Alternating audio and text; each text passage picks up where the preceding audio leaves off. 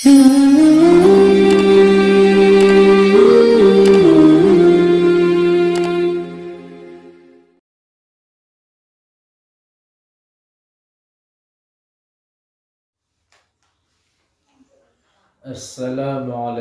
warahmatullahi wabarakatuh.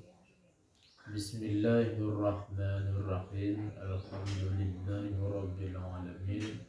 Asyhadu an la ilaha illallah wa asyhadu anna Muhammadar Rasulullah. Allahumma shalli wa sallim ala sayyidina Muhammadin wa ala alihi wa sahbihi ajma'in. Amma ba'du.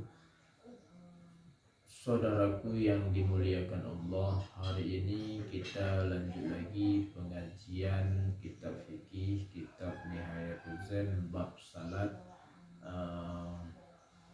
Sambungan episode sebelumnya, yaitu masih dalam masalah sunat-sunat dalam wudhu. Kemarin kita membahas masalah menyapu dua telinga. Hari ini sambungannya membahas masalah menggosok anggota wudhu dan menyela-nyela jari-jari dua tangan dan jari-jari kaki dan memanjangkan urrah dan tahjil. Nah, jadi untuk menghematkan waktu, langsung saja kita baca kitabnya. Qala al-musannifu rahimahullah wa nafa'ana bihi wa bi'ulumihi amin fid dharain. Wadalkul a'dha'i, dan menggosok anggota wudhu. Jadi anggota wudhu ketika kita basuh muka, dua tangan, apalagi kepala dan kaki, itu kita gosok. Itu hukum menggosok itu sunat. Kalau tidak kita gosok sah juga wudhunya, tapi sunat kita gosok. Kalau kita gosok kita mendapat pahala sunat. Wahwa, dan bermula dianya menggosok anggota wudhu itu imrarul yadi alaiha, melalui tangan atasnya anggota wudhu, aqba mulaqatiha lil ma'i, setelah bersentuhan anggota wudhu dengan bagi air, atau bersamaan bersentuh anggota wudhu bagi air. Jadi yang maksud menggosok anggota wudhu adalah kita lalukan tangan atas anggota wudhu, setelah air kena di atas anggota wudhu tersebut, atau bersamaan dengan kena air dengan anggota wudhu tersebut, kita lalui tangan tersebut. Kenapa ini disunatkan? Firaran min khilaf man aujabahu, karena lari daripada khilaf orang yang mewajibkannya menggosok anggota wudhu. Karena ada sebahagian ulama yang mewajibkan menggosok anggota wudhu. Jadi dalam mazhab Syafi'i, karena ada yang mewajibkan, maka untuk keluar daripada khilaf tersebut, maka di sini ditetapkan hukumnya sunat. Seperti itu. Wayam bagi istihad fi dzalikal afwi la siyama fi syita, dan sepatutnya oleh bersungguh-sungguh pada demikian setelah bersentuhan anggota wudhu bagi air, la siyama lebih-lebih pada masa musim dingin. Jadi yang sangat dianjurkan adalah pada menggosok anggota wudhu itu, yaitu pada saat setelah kena air dengan anggota wudhu, khususnya lagi pada saat musim dingin.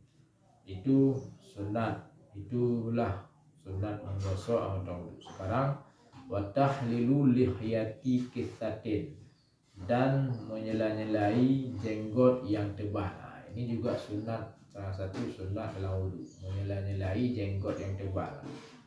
Dan seumpamanya jenggot yang tebal min kulli sya'rin, daripada tiap-tiap bulu, atau bulu-bulu lain selain jenggot yang tebal seperti kumis, jambang yang tebal, itu sunat hukumnya digosok-gosok. Kenapa sunat hukumnya digosok jenggot yang tebal dan seumpama jenggot yang tebal? Karena kalau dia tebal, itu yang wajib dibasuh adalah zahirnya saja, batin itu tidak wajib. Maka tapi hukumnya sunat. Maka oleh karena sunat hukum membasuh yang batin, maka dianjurkanlah menyela-nyela jenggot yang tebal atau selama jenggot yang tebal supaya sampai air ke batinnya juga. Itu hukum nyela-nyela itu sunat.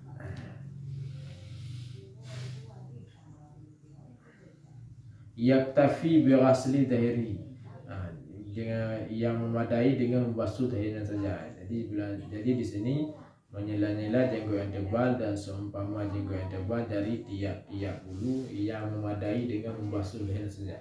Jadi seperti yang saya jelaskan tadi, ya cukup dengan dibasuh dahinya saja, batin itu tidak diwajibkan. Jadi jenggot yang seperti itu disunatkan membasuh batinnya dengan cara menyela-nyela. Wa kaifiyatuhu, dan bermula kaifiyah cara menyela-nyela jenggot yang tebal dan seumpama jenggot yang tebal itu bahwa memasukkan jari-jari orang yang berwudu dari bawah jenggot, Jadi kita masukkan jari-jari orang yang berwudu dari bawah jenggot seperti yang saya praktekkan ini. Liyasilal ma'u ila batiniha, supaya sampai oleh air kepada batin jenggot. Jadi seperti ini. Jadi sampai air kepada batin jenggot. Seperti itu. Kemudian sunnah yang lain, satu yang lain lagi, wa tahlilu asabi, dan menyela-nyelai jari-jari, al-yadaini, dua tangan, warijlaini, dan dua kaki. Jadi menyela-nyelai jari dua tangan ini dan jari dua kaki. In kana al-ma'u yasilu bidun tahlil, jika adalah air itu sampai oleh air dengan tanpa menyela-nyelai. Ini sunat menyela-nyelai jari-jari dua tangan dan jari-jari dua kaki itu jika sampai air kepada celah-celah dua jari-jari tersebut dengan tanpa dicela-celai. Kalau tidak sampai air, kalau air tidak sampai kecuali harus dicela-celai, maka hukum menyela-nyelai itu wajib, bukan sunat. Tapi kalau sampai dengan tidak menyela-nyelai, maka hukum menyela-nyelai itu sunat. Ini semoga dipahami. Fatahlilul asabi' yadaini bitasbih, maka menyela-nyelai jari-jari dua tangan itu dengan tasbih, dengan bercampur aduk. Bi'ai kaifiyatin kanat, dengan seri mana cara ada ia. Jadi cara menyela-nyelai jari dua telunjuk dan cara menyela-nyelai jari dua tangan dan jari dua kaki adalah dengan cara tasbih. Dengan cara tasbih itu dengan cara bagaimanapun saja, baik begini atau begini atau bagaimana saja, yang penting ada menyela-nyelai.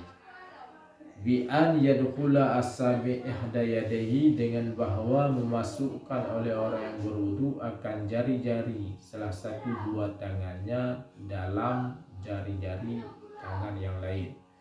Jadi caranya kita masukkan jari-jari salah satu dua tangan ke dalam jari-jari tangan satu lagi, atau sebaliknya. Sawa'un fi dhalikal waz'al ihdara khitahi ala ukhra aw ghairi dhalika, baik pada demikian itu meletakkan salah satu dua telapak tangannya atas dan satu lagi, atau selain demikian.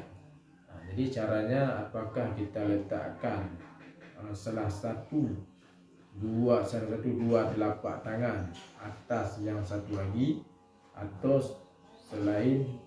selain demikian, atau kita letakkan tangan kanan, telapak tangan kanan atas tangan kiri seperti ini, atau sebaliknya kita letakkan tangan kiri atas telapak tangan yang kanan seperti ini. Lalu kita nyela-nyelai. Kita letakkan telapak tangan kanan atau tangan kiri dengan kita masukkan jari-jari dalam tangan kiri, lalu dicela-celai. Lakin afdalu, akan tetapi yang lebih afdal, ini cara yang lebih afdal. Akan tetapi yang lebih afdal adalah an yada'a batin kaffi yusra ala dhahir yumna, bahwa meletakkan akan batin telapak tangan kiri atas dahir tangan yang kanan. Wa yahlilul asabihi, dan menjelai-jelai oleh orang wudu akan jari-jarinya tangan yang jari-jarinya tangan yang kanan. Tangan yang kanan. Summa yada'ul batin yumna, kemudian meletakkan batin tangan yang kanan, batin telapak tangan yang kanan atas dahir tangan yang kiri. Wa yaf'alu kadzalika, dan berbuat oleh orang wudu seperti demikian juga. Jadi yang lebih afdal adalah kita letakkan batin telapak tangan yang kanan atas telapak tangan kiri, lalu kita nyela-nyelai. Kemudian setelah itu kita letakkan telapak tangan yang kiri atas tangan yang kanan, lalu kita nyela-nyelai juga. Wal afdalu fi tahlilil asabi rijlaini, dan bermula yang lebih afdal pada menyela-nyelai menyela-nyelai jari-jari dua kaki itu bahwa adalah dengan kelingking tangan yang kiri. Mubtadi'an, hal keadaan dimulai dengan kelingking kaki yang kanan yang ditutup dengan kelingking kaki yang kiri. Maka adalah jadi yang lebih afdal pada menyela-nyelai jari-jari kaki yang dua kaki adalah dengan cara dengan kelingking tangan yang kiri. Dengan kelingking tangan yang kiri kita memulai dari kelingking anak jari kaki yang kanan. Dari kelingking anak jari kaki yang kanan kita celai dari kelingking jari kaki yang kanan terus sampai kelingking jari kaki yang kiri. Fayakunu bi khinsar min khinsar ila khinsar, maka adalah menyela-nyelai itu dengan kelingking dari kelingking kepada kelingking. Jadi maka kesimpulan menyela-nyelai dua kaki, jari-jari dua kaki adalah dengan kelingking